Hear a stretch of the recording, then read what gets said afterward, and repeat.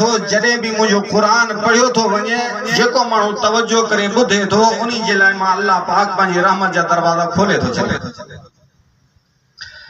तॾहिं फरमाई वइदा क़ुरअल क़ुरआन फस्तमिउ लहू वअनसितू लअल्लकुम तुरहमून।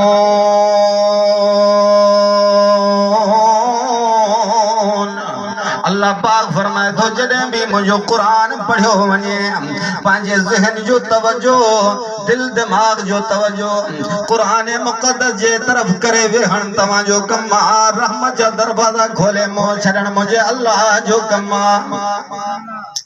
अब रहमत जा दरवाजा खोलण वारो केरु आहे? मुस्नद अहमद में हदीस आहे, अचो न कुरान ॿुधंदा वेंदा हो अल्लाह पाक उन्हनि जे लाइ हिदायत जा फ़ैसिला करे थो छॾे। सिर्फ़ तवज्जो करे चुप करे अदब सां ॿुधण उन्हनि जो कमु आहे। उन्हनि जे लाइ अल्लाह पाक हिदायत जा